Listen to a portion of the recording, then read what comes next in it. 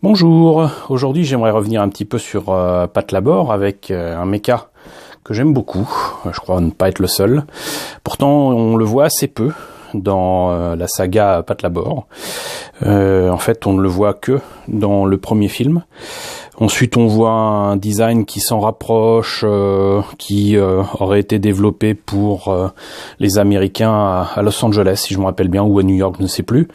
Quoi qu'il en soit, donc il s'agit du Zéro.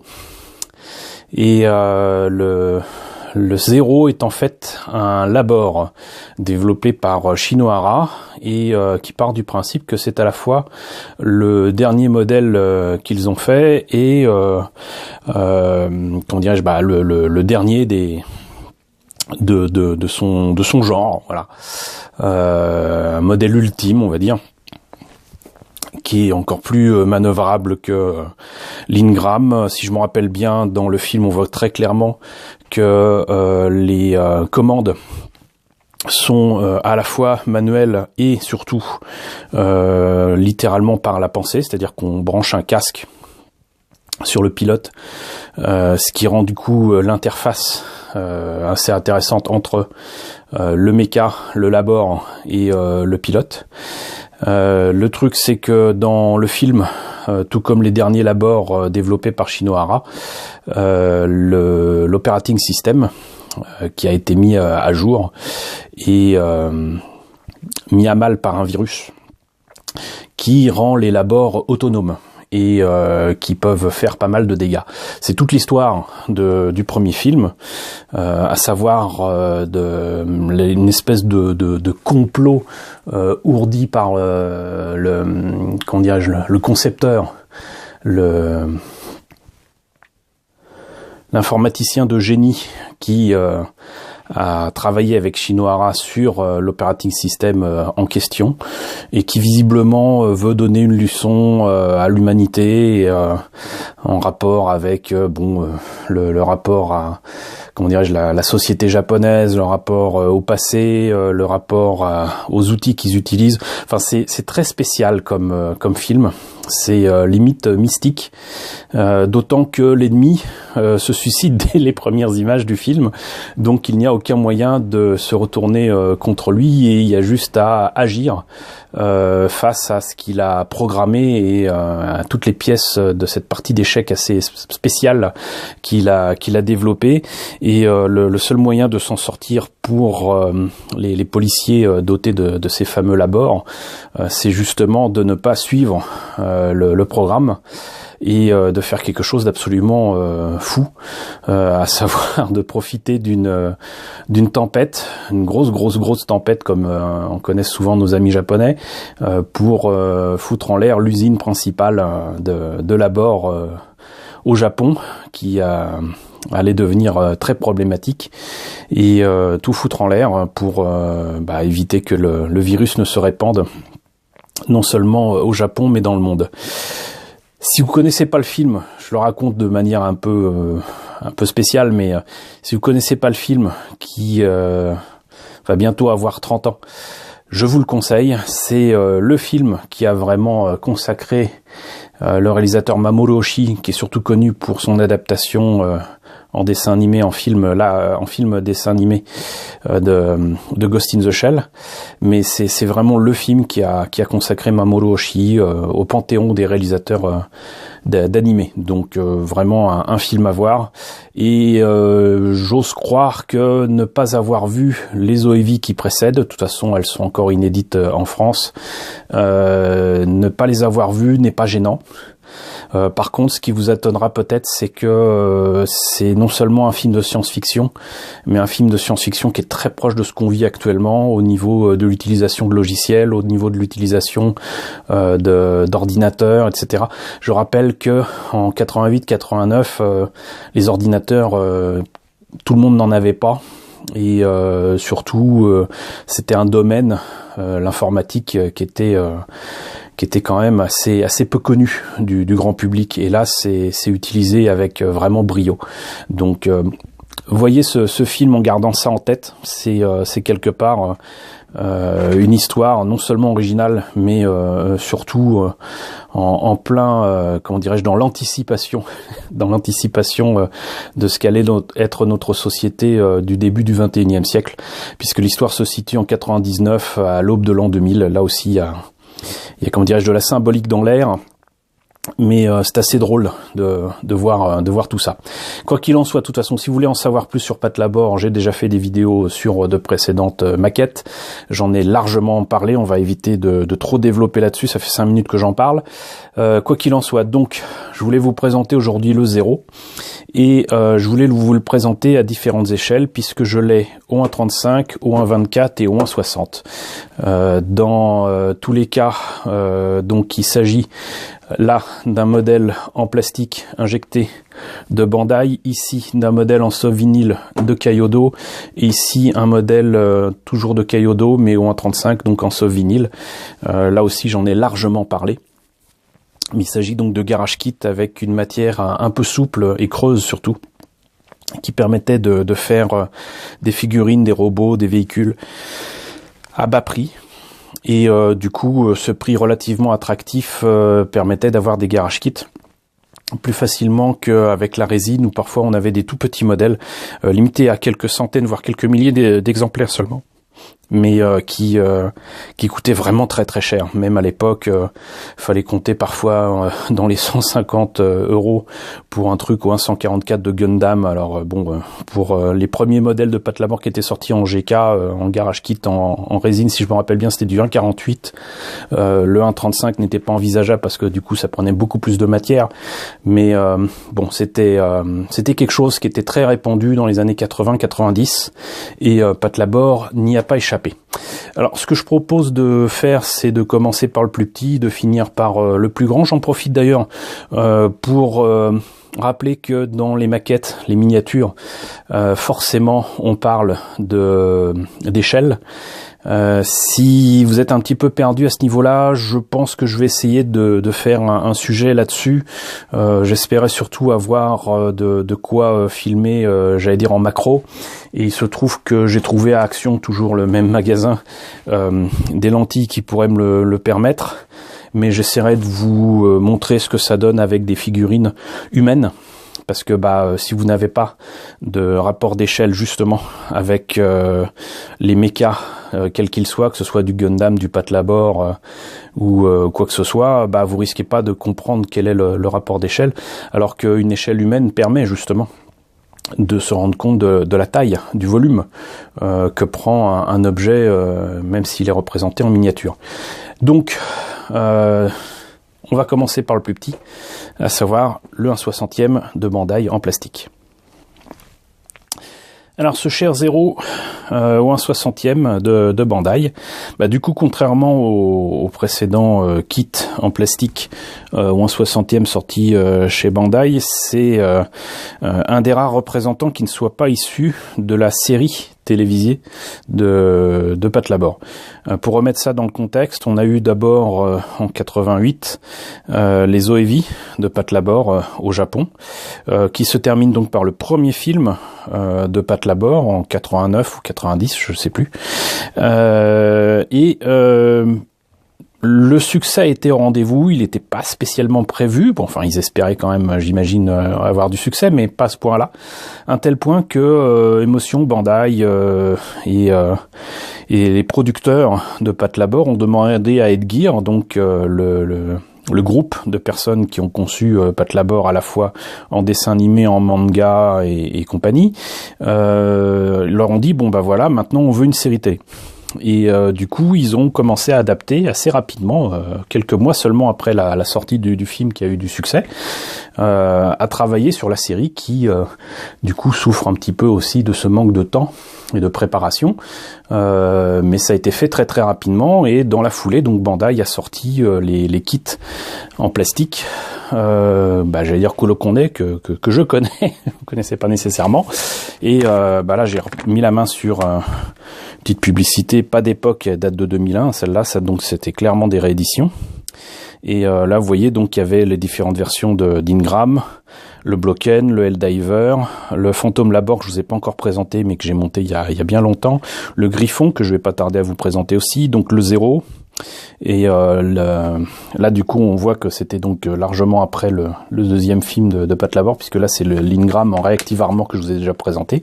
Mais tout ça était au 1/60e. Alors, l'échelle est un peu particulière, ça aurait pu être du 1/72, mais il se trouve que dans le domaine de la miniature, pas de maquettes à monter, mais des jouets, le 1/60e est une échelle relativement commune pour les petites voitures en métal. Et vous avez du 1/60e, vous avez du 1/48, vous avez du 1/24. Ça, c'est des échelles vraiment très communes dans le domaine des voitures. Et il se trouve que peut-être Bandai a estimé que plutôt que du 1/72, ce qui aurait donné des mechas un peu petits, du 1/60e permettait éventuellement de faire une interaction avec des jouets tout à fait communs que tout un chacun pouvait très certainement avoir très facilement. Donc du coup, c'est parmi les rares kits japonais que je connaisse qui soient au 1/60e, et si vous avez du Majo kit, quoique j'en doute parce que là aussi ça commence à dater, hein, c'est des jouets qui doivent avoir facilement dans les 30 ans, mais si vous avez donc encore des petites voitures majorettes ou quoi, qui sont souvent au 1/60e, bah, c'est tout à fait adapté à ce genre de méca, et surtout à ce genre de maquette. Donc c'est assez amusant de voir qu'ils aient fait ça au 1/60e. Je ne sais plus si j'avais acheté le kit à l'époque, parce que du coup, bah, comme c'était il y a 30 ans, ça a peut-être évolué aussi au niveau des prix, mais on voit que là c'était à 800 yens, donc ce qui nous fait à peu près maintenant dans les 5-6 euros. C'est pas bien cher. Ça a été réédité régulièrement. J'en ai encore vu il y a pas très longtemps. Ça m'a fait vraiment très plaisir dans des boutiques françaises, notamment je pense à mes amis de Imaginaire à Toulouse. Il y en avait. Il y avait de l'Ingram. Il y avait, je crois que j'ai vu le Zero. Il y avait peut-être du Helldiver. Mais en tout cas, je sais qu'il y avait ces maquettes au 1/60e. Ça m'a surpris parce que pour moi, les maquettes les plus récentes de Bandai autour de Pat Labor, c'était très clairement les Master Grade au 1/35, et elles commencent à dater d'ailleurs, mais voir des kits qui ont pratiquement 30 ans réédité par Bandai autour de Pat Labor au 1/60e. Bon, j'estime que très certainement ils se sont dit bon, c'est pas cher, on a les moules, on peut les refaire, et comme c'est pas cher, les gens vont en acheter en masse.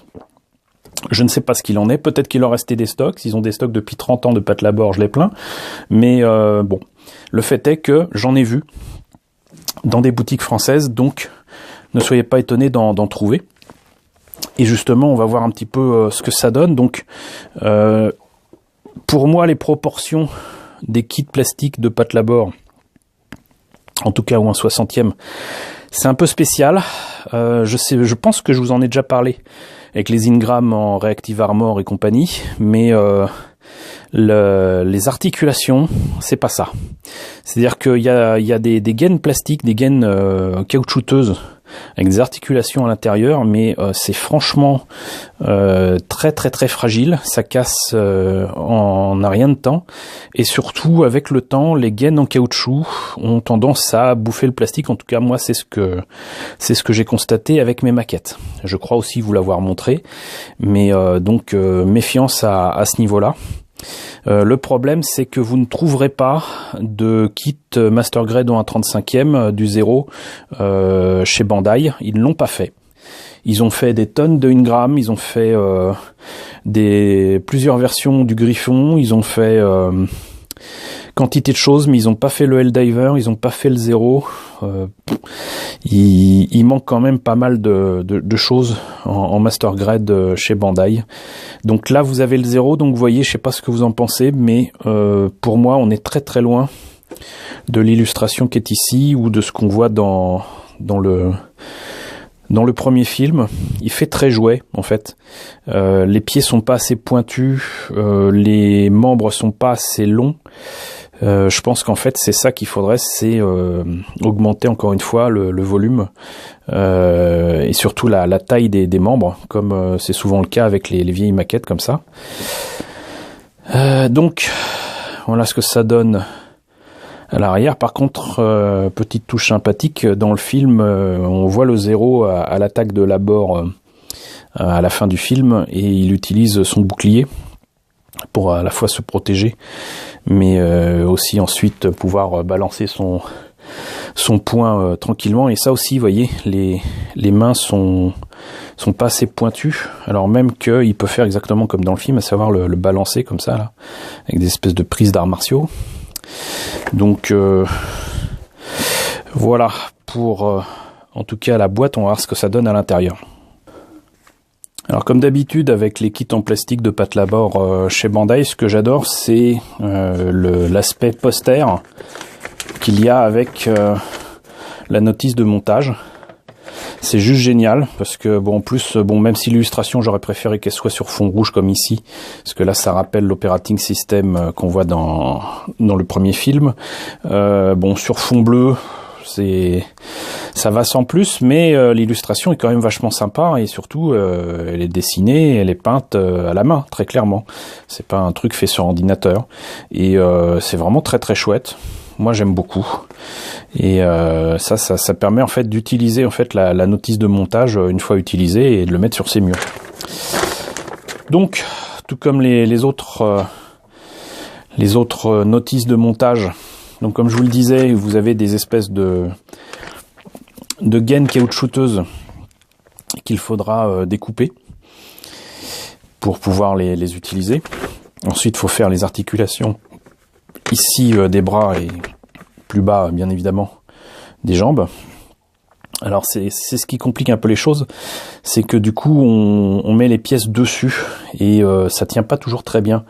Donc utiliser de la colle est parfois nécessaire. Je me demande justement si c'est pas l'interaction entre la colle et le caoutchouc qui a fait que ça bouffait le plastique, j'en sais rien, mais il y a eu quelque chose. Il y a eu quelque chose, parce que je ne peux que constater les dégâts. Donc voilà, là on termine les jambes, là on termine étrangement par le buste. La tête, c'est peut-être la partie la plus chiante, parce que comme vous voyez ici, c'est en deux parties. Alors c'est bien parce que du coup les espèces d'antennes ne sont pas collées à part, mais poncer le truc sur le haut là, c'est certainement ce qu'il y a de plus chiant, mais bon.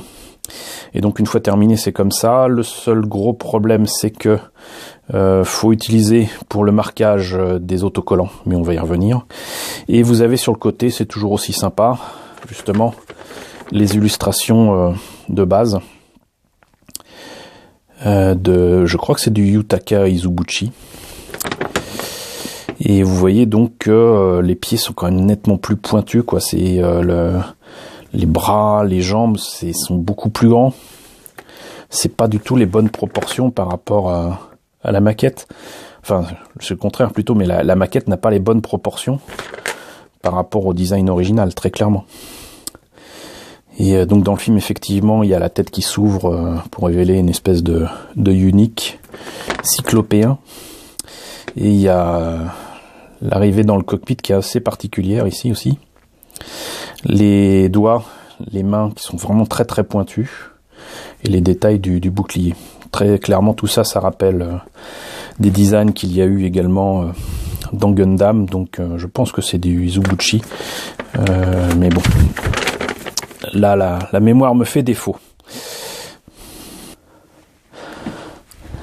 Alors, j'ai enlevé la plupart des pièces de leur sachet, sauf les parties caoutchouteuses, parce que c'est pas nécessairement à l'abri de l'air, mais quand même je vais quand même les laisser dans leur sachet plastique. Ça évitera d'avoir des interactions avec les pièces tant que j'ai pas monté la maquette. Donc vous voyez, donc c'est très clairement très très mou, et ça partait d'un bon principe au départ, mais très clairement la réactivité de ce genre de matériaux sur le long terme n'avait pas été pris en compte, comme trop souvent.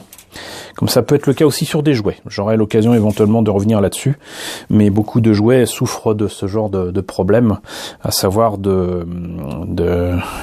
que certains jouets dont ont les pièces qui pourrissent, comme les figurines d'Actarus et d'Alcor de françaises d'ailleurs, les figurines françaises de CJ Arbois, si je me rappelle bien, de Goldorak. Les articulations et les mains se pourrissent même dans la boîte, même sans sortir de la boîte. Le plastique réagit avec le temps et pourrit.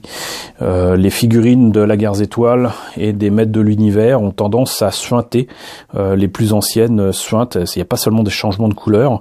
C'est-à-dire que quand le plastique est un peu mou, c'est qu'ils ont rajouté une espèce d'huile dans le plastique pour que ça soit un petit peu mou. Et avec le temps, cette huile part. S'évapore, sort d'ailleurs du plastique, et sur les Maîtres de l'univers, ça donne des espèces de veines, des espèces de crevasses dans le plastique, et ça a tendance à suinter.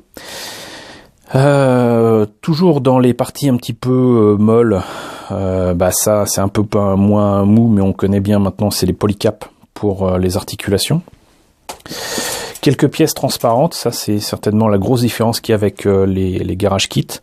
Vous avez ici la visière de la tête du Zero, qui est en bleu.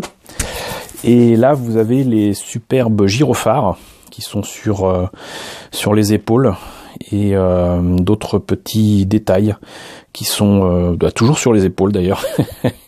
Et j'imagine qu'il y a peut-être l'œil unique de la tête, mais en tout cas c'est absolument super, moi j'aime beaucoup.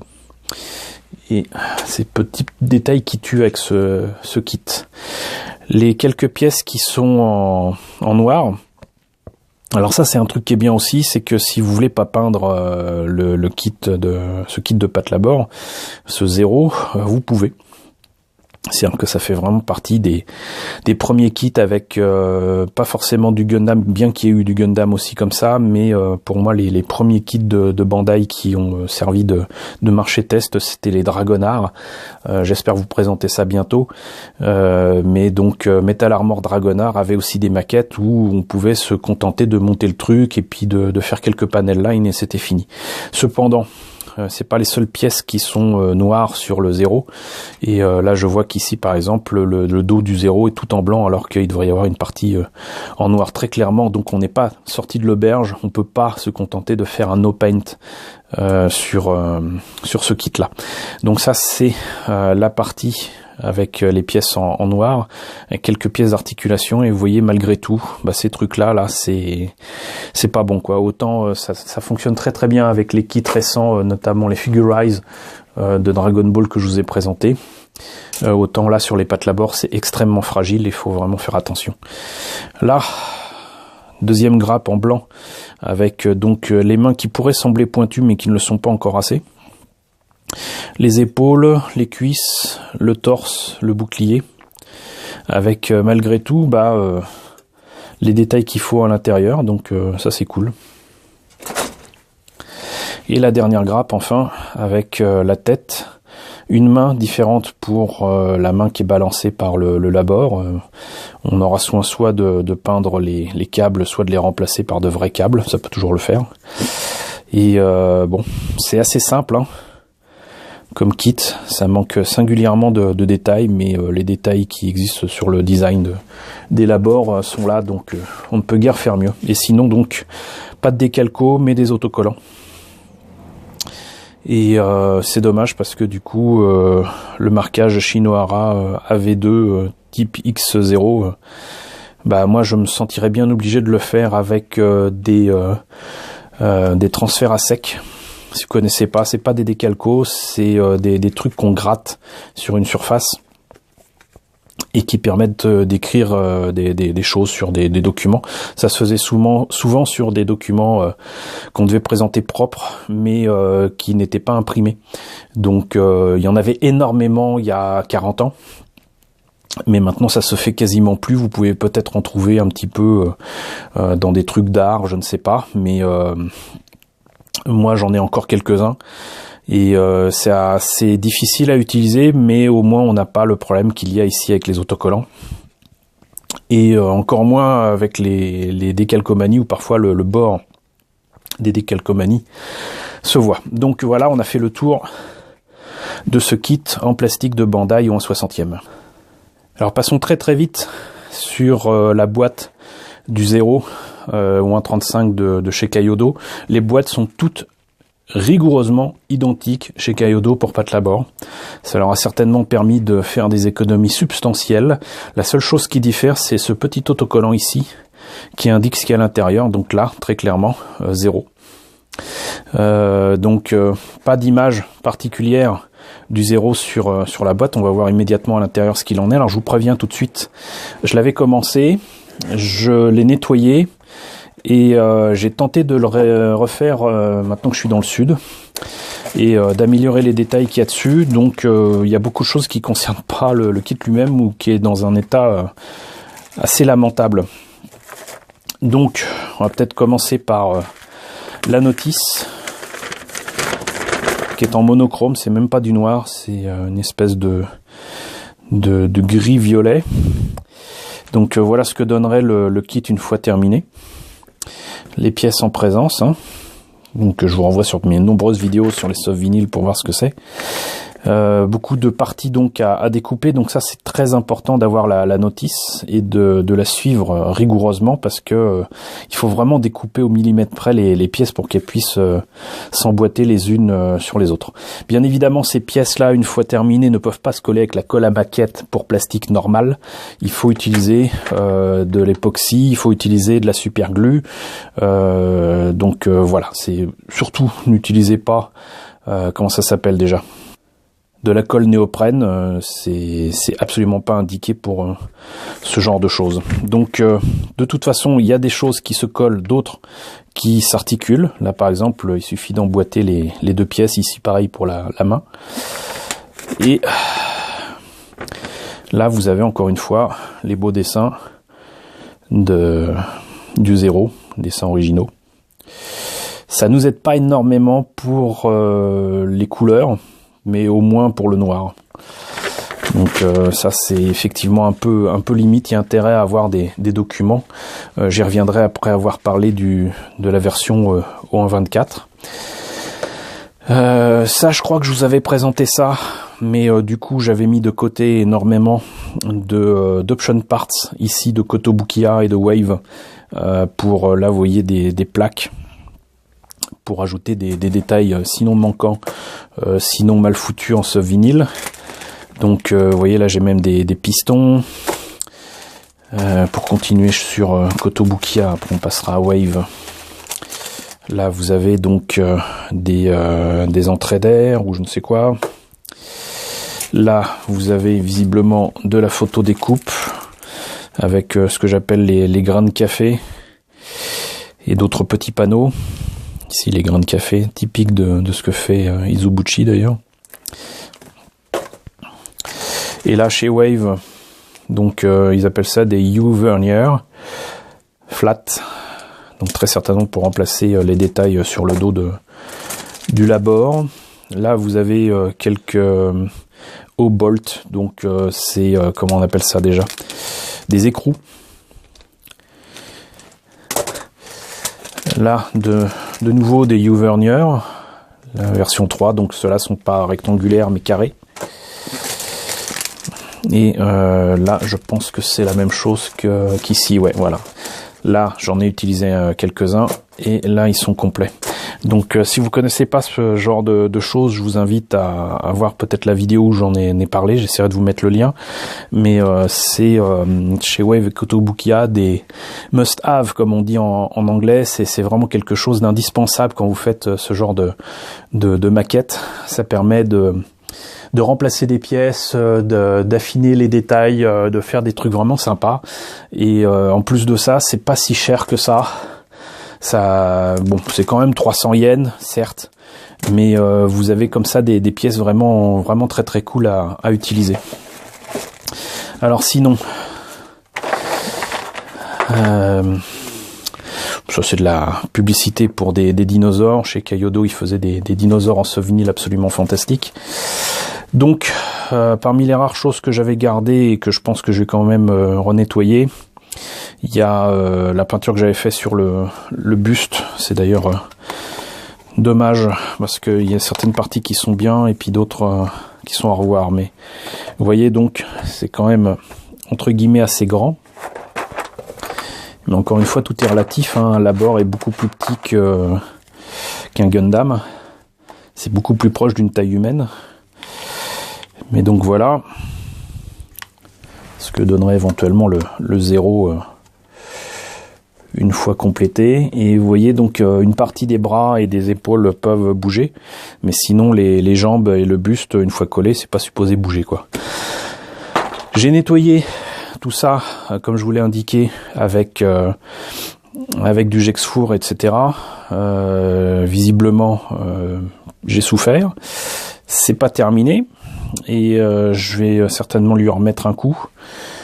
Mais voilà, j'avais commencé à faire ça il y a des années. J'en étais content sur le moment, mais au final, c'est pas terrible. C'est pas terrible, et c'est quelque chose qui demande beaucoup de soin, parce que malheureusement là pour le coup c'est quelque chose que je peux pas. Par exemple là vous avez le noir que j'ai utilisé, qui est vous voyez il y a un petit problème sur la peinture. Ça fait comme les vieilles peintures à l'huile qui ont plusieurs siècles dans les musées, c'est craquelé. Ça, je peux pas me permettre de laisser ça sur cette maquette-là. C'est pas un Zero que je peux prétendre être coincé dans l'usine Babylone depuis des siècles, hein. Donc il faut que je retravaille tout ça. En plus de ça, je sais plus pourquoi, mais j'avais décidé de faire le noir au marqueur. C'était certainement la période où j'essayais de faire tout au marqueur et au Gundam marqueur, et montrer qu'il y avait peut-être des possibilités d'utiliser d'autres marqueurs que les Gundam marqueurs, je ne sais pas. Mais bon, ça, de loin ça peut aller, mais de près on voit quand même les traces. Et le problème c'est que je ne le savais pas, mais le marqueur, on a beau remettre de la peinture dessus, même plusieurs couches, le marqueur noir ressort de la peinture qu'on a mis sur une surface. C'est complètement fou. Donc le seul moyen de régler ça, c'est de mettre une couche de putty liquide.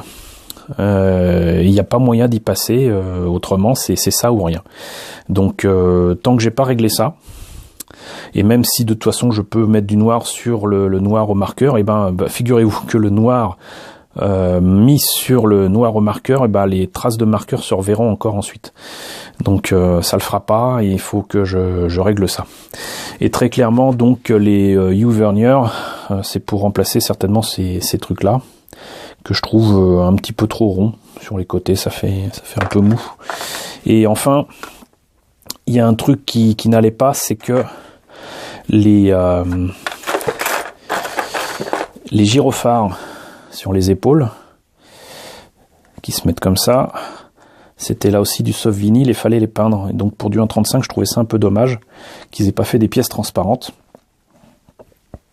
Et donc ces pièces là, j'avais l'intention de les remplacer soit par des trucs comme ça, qui sont des mélangeurs. Vous savez qu'on a souvent dans les cafés quand vous demandez des cocktails ou quoi.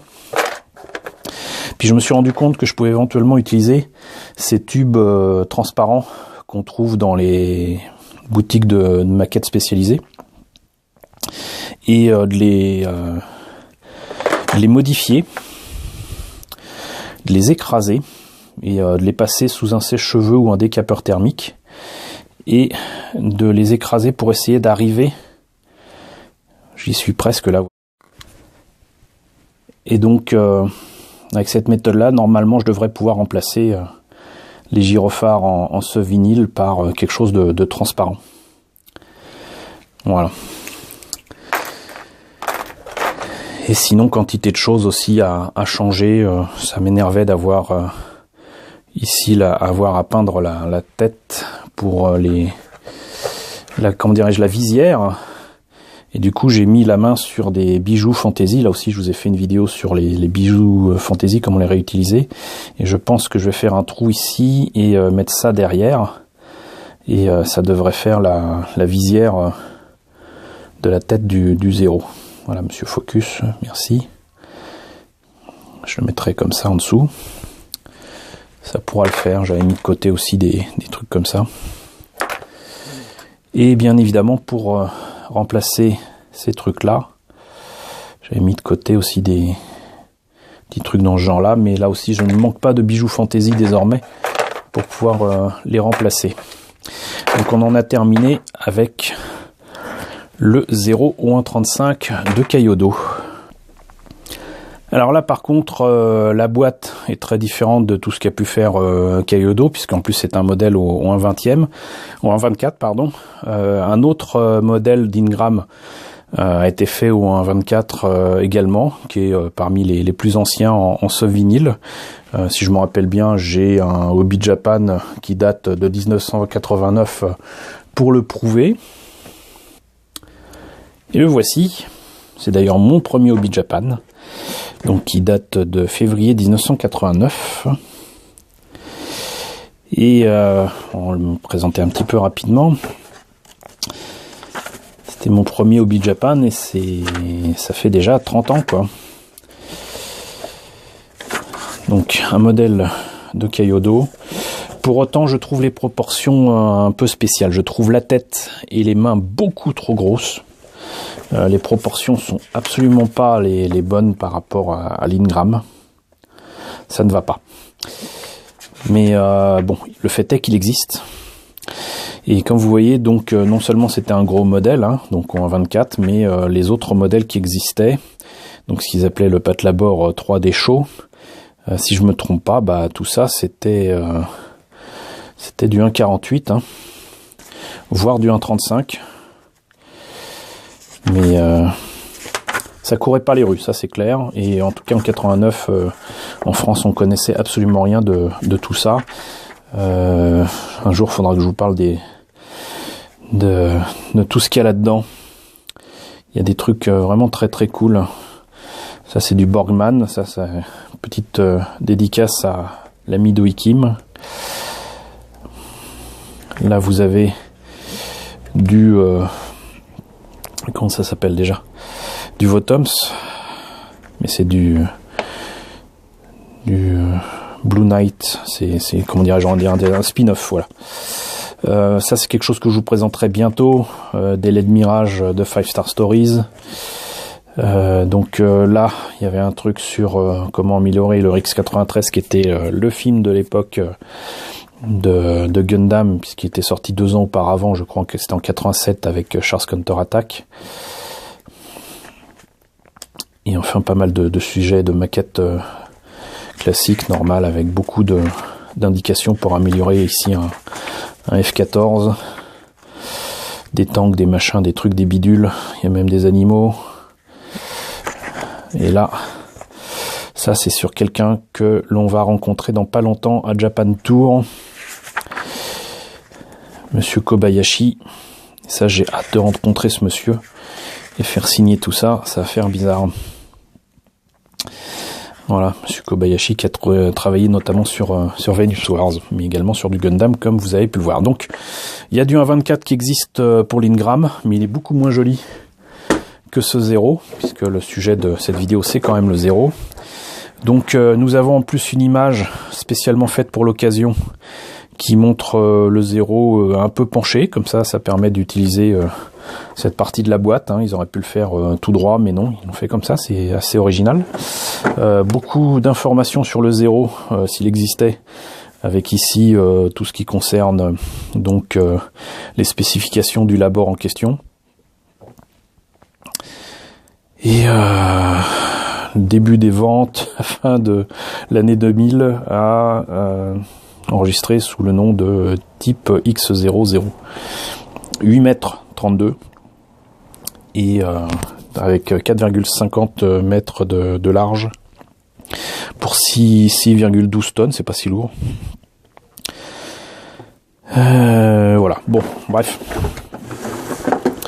Ici encore une fois des illustrations du modèle présenté dans le film. Alors là c'est en couleur, ça aide beaucoup parce qu'on a à la fois de devant et de derrière. Si ça avait été plus grand ça aurait été génial, Mais bon, déjà, ça c'est pas mal, parce que sinon, moi, pour me renseigner, à part les Hobby Japan et compagnie, qui, pour certains d'ailleurs, avaient beaucoup de pages en noir et blanc, bah, moi j'avais que les Entertainment Bible à l'époque. Donc là, très clairement, c'est le deuxième qui concerne Pat Labor. Donc là, c'est sur le film, puisqu'on a le 0 ici, sur la couverture. On a quelques pages en couleur, dont cette illustration qu'on retrouve du coup toujours pas avec le fond de la même couleur. Là, sur la boîte c'était en rouge, sur la notice de montage c'était en bleu, là c'est en rose. Et là vous avez donc un résumé de Pat Labor avec les OEV, la situation de Tokyo en 1999, les ingrammes, les modèles d'entraînement, les labors contre lesquels ils se battent et tout. Et là, vous voyez, j'avais même mis un petit marque-page pour le 0. Et voilà quoi, c'est vite fait, et en plus c'est pas spécialement super bien imprimé. Donc voilà, ça c'est il y a toujours un très grand soin à porter chez les Japonais à la présentation des OEV. Franchement, là, les images elles vendaient du rêve. Et là aussi, quelqu'un que vous retrouverez à Japan Tour Festival en mars prochain, si vous y allez, c'est des dessins d'Akami Takada. Donc, on va avoir à la fois Monsieur Kobayashi et Madame Takada. Donc, c'est cool.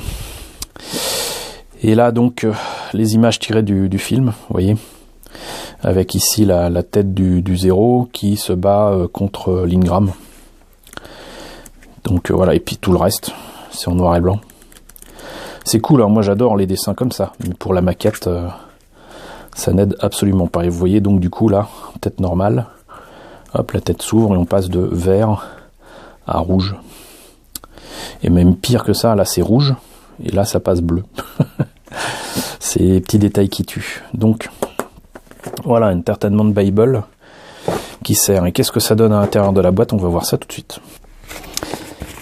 Alors avant de parler des pièces et des soucis que j'ai eu avec cette maquette, mais surtout les peintures que j'ai utilisées, la notice de montage. Alors comme avec les Garage Kits, souvent c'est en noir et blanc ou en monochrome. Donc on saura que du coup le modèle 0, ça se prononce Reisiki. C'est du Kyodo donc, hein. Les pièces en présence sont là. Là, il montre comment très rapidement les monter. Du coup, je note que là, faut se démerder avec tout ça pour savoir ce qu'il faut découper. C'est un peu limite. Et bonus, ils disent que voilà, vous avez le choix entre deux têtes. La tête berserk et la tête normale. Et c'est tout. Voilà. Mais sinon, le kit est énorme. Vous voyez, ça c'est le buste. Et là, j'ai rencontré exactement les mêmes problèmes que pour le modèle au 1.35. C'est même pire que ça, c'est qu'il y a certaines parties où je trouve que la peinture allait bien. C'est pas vraiment du blanc, c'est une espèce de blanc crème que j'aimais beaucoup. Et là, ça me faisait penser vraiment à une surface, on va dire, de véhicule, quoi. C'est pas totalement brillant, c'est pas mat, c'est en fait satiné. Ça m'allait très bien. Et le problème, c'est qu'ici, bah du coup, ça n'est pas du tout brillant, ça n'est pas satiné. C'est mat et en plus de ça, il y a donc cet effet un peu craquelé qui fout tout en l'air.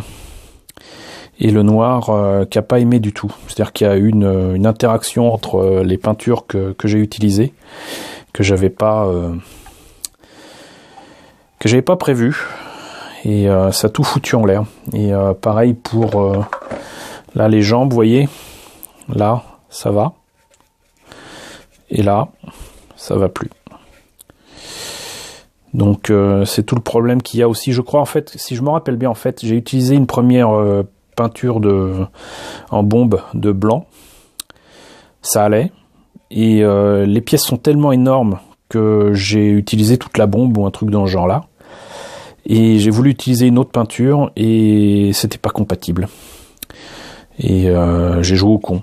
Voilà, il n'y a pas d'autre mot. J'ai joué au con. Mais voyez un petit peu la taille imposante quand même de ce 0. Là, c'est la jambe. C'est presque la taille de mon avant-bras. Ici, les épaules. Hop. Le bassin. Et la tête. C'est quand même de montrer la tête. Donc là aussi il y a un problème avec la tête, elle s'est déformée. Alors ça par contre je découvre, hein, j'ai pas écrasé la boîte ni rien, mais visiblement la tête a souffert, puisque normalement hein, ça devrait faire le tour ici des oreilles, et vous voyez que là ça a été clairement écrasé. Donc le vinyle avec le temps ça bouge. On en a là la preuve indiscutable. Alors particularité, c'est que les mains ont... Alors je sais, c'est bizarre. Enfin, il me semblait que c'était de la résine, mais apparemment non. Bon, je me trompe. Mais donc c'est presque de la matière pleine. Et là, vous voyez pareil, hein, la main du 0, c'est un de mes doigts. Hein, c'est quand même pas mal. Un beau modèle, mais que j'ai malheureusement, je n'ai pas pris grand soin, apparemment. Pas assez pris de précaution avec ce kit. Alors apparemment il y a ça, non, alors non, c'est bien ça. C'est en fait il y a deux trucs différents. Et vous voyez là, ça c'est la forme que ça devrait avoir, et là c'est la forme que ça a pris. Donc voilà, tirez des leçons de mes erreurs et de mes égarements à ce niveau-là. Faites attention à ce genre de choses.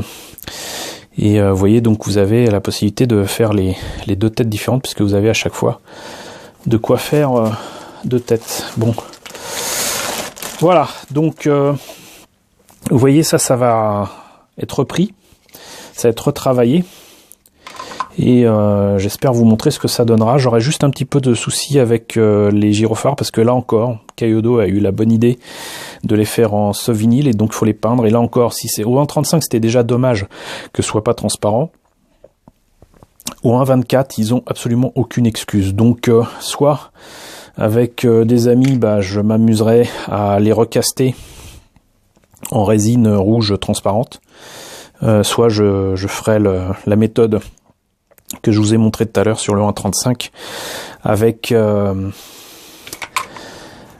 les tubes transparents pas fondus mais ramollis, et qui permettront éventuellement d'obtenir ça. Mais alors pour ça il me faudrait des tubes assez épais, d'une largeur conséquente.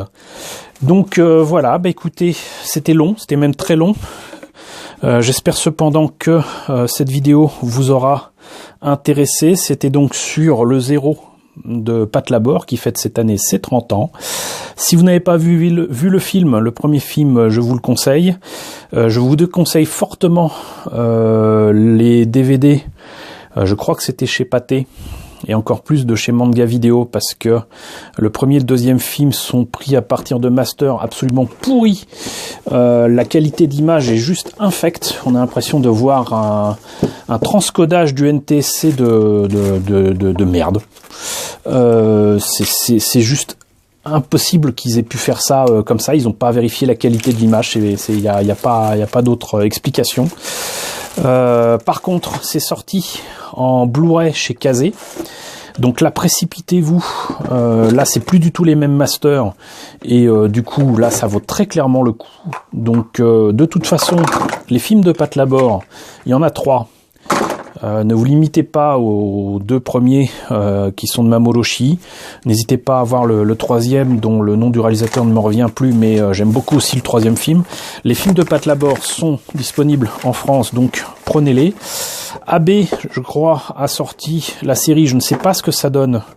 Je ne sais sincèrement pas si ça existe du coup en sortie DVD à la fois avec le doublage français et un sous-titrage français, donc en version originale japonaise. Mais si c'est le cas, Même si je l'ai pas vu, j'aurais tendance à vous dire si c'est pas cher, prenez-les. Hein. C'est toujours bon de voir ce que ça donne. Notez bien que on n'a toujours pas les OEV qui ont tout débuté, qu'on n'a toujours pas la série live, qu'on n'a toujours pas le film issu de la série live. Mais Patlabor, ça vaut le coup d'œil. Là, je vous ai présenté d'ailleurs un des mechas, un des labors que je trouve le plus beau de la saga. Donc le 0. J'espère encore une fois que vous me pardonnerez cette vidéo très longue, mais vous aurez tout le week-end pour la voir. N'hésitez pas à me dire ce qu'il en est dans la section commentaires, de me dire ce que vous en pensez. Si c'est cool de présenter les choses ça de manière complète, ou s'il faut que je fasse ça en petits morceaux, dites-moi tout.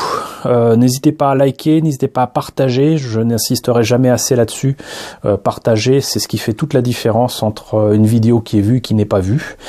N'hésitez pas à vous abonner si ce n'est pas déjà le cas. Encore une fois, merci à vous tous de m'avoir rejoint ces dernières semaines. On est plus de 1100 désormais, c'est cool, c'est super cool.